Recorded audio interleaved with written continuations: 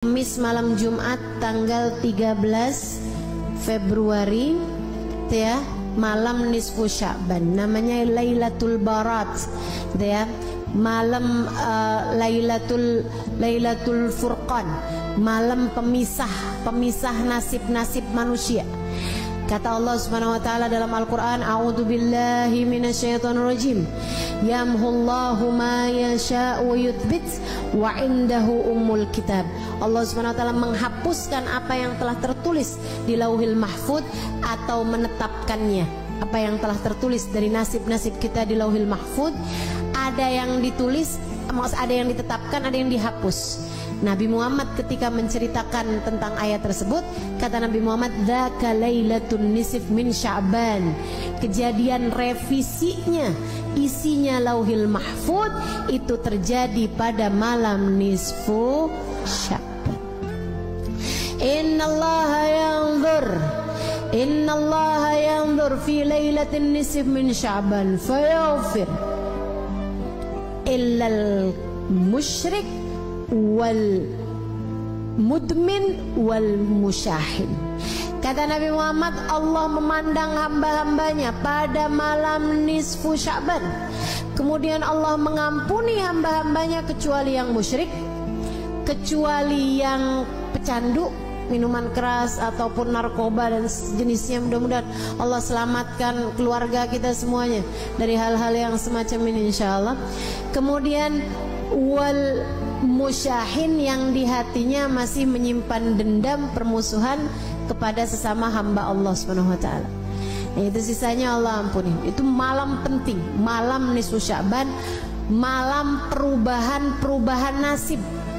Ibu, malam revisi nasib. Nah ini nih, pada setiap tahun itu Allah punya malam revisi.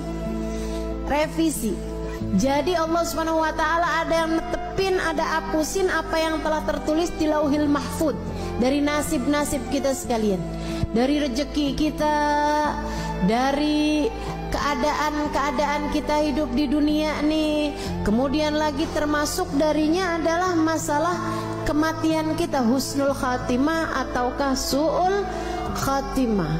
Karenanya di malam nisfu Sya'ban kita diajarkan oleh para ulama-ulama kita untuk membaca Yasin 3 kali dengan niatannya masing-masing. Yasin yang pertama dengan niat Allah karuniakan umur yang berkah, umur yang panjang dalam taat pada Allah Subhanahu wa taala, umur yang panjang baiknya, umur yang panjang kebaikannya, umur yang panjang pahalanya. Bukan asal umur panjang waktunya, bukan, tapi yang minta kita panjangin, yang kita minta Allah panjangkan adalah panjang pahalanya, panjang berkahnya, panjang manfaatnya, panjang kebahagiaannya. Mau gak panjang umur di atas tempat tidur terus? Nggak mau kita, nggak mau. Makanya kita minta pada Allah Subhanahu wa taala umur yang berkah, umur yang dalam taat pada Allah Subhanahu wa taala. Kemudian Yasin yang kedua kita minta sama Allah Subhanahu wa taala biar Allah karuniakan rezeki yang halal, yang thayyib, yang berkah, yang mencukupi kita, biar cukup semuanya. Lagi mau ngawinin anak ada rezekinya, lagi mau nyunatin ada rezekinya, lagi pengen ngasih anak-anak hadiah karena lulus sekolah ada rezekinya, mau ajak anak-anak jalan-jalan ada rezekinya. Itu tuh yang enak tuh, rezeki itu yang kayak gitu tuh, yang mencukupi, cukup gitu semuanya. Mau begini enak, mau ini enak, mau ini enak. Dan gak semua orang punya rezeki yang mencukupi. Kadang rezekinya banyak tapi kayak gak cukup aja gitu. Ada yang kayak gitu. Nah kita minta sama Allah tuh rezeki yang halal, yang thayyib, yang berkah, yang mencukupi kita sehingga nggak lagi tertarik merezekinya orang. Gitu udah cukup kok, alhamdulillah. Itu yang kita minta sama Allah Subhanahu wa taala. Juga rezeki-rezeki yang lain, karena rezeki itu bukan cuma urusan uang. Rezeki itu bukan cuma urusan harta, teman-teman. Kesolehan anak-anakmu itu adalah rezeki yang jauh lebih tinggi nilainya daripada sekedar rezeki harta. Betul nggak? Ibu-ibu sekalian saya muliakan, rezeki kesehatan menurutmu Enakan banyak duit tapi sakit, apa enakan sehat walaupun duitnya pas-pasan? Bisa sehat banyak duit ustazah, kan nggak jadi pilihan. Bagaimanapun kan tetap lebih enakan kesehatan. Jadi kesehatan itu rezeki lebih mahal daripada rezeki harta gitu. Nah, kita minta semuanya mau Allah Subhanahu wa taala rezeki harta yang thayyib, yang berkah. Kita minta juga sama Allah rezeki kesehatan badan kita, keluarga kita, gitu kan ya.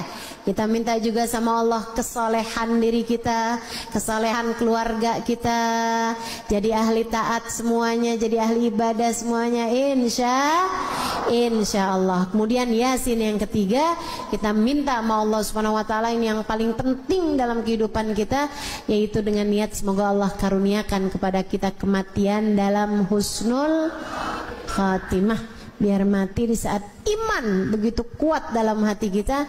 Kita minta pada Allah agar di saat ajal menjemput kita, kita dimatikan dengan membawa iman dan Islam, bawa cinta pada Allah, bawa cinta pada Rasulullah, membawa bekalan amal-amal soleh, dan membawa dosa-dosa yang telah diampuni Allah Subhanahu wa taala.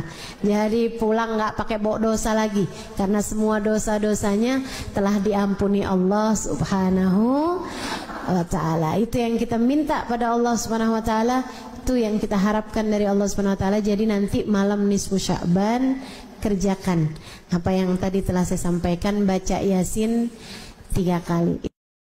Habisnya nisfu Sya'ban yang nggak biasa puasa sunnah nggak boleh lagi puasa sunnah.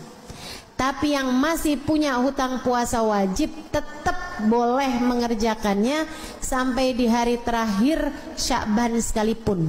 Hutangmu dari puasa Ramadan yang lalu harus dibayarkan sebelum datangnya bulan suci Ramadan.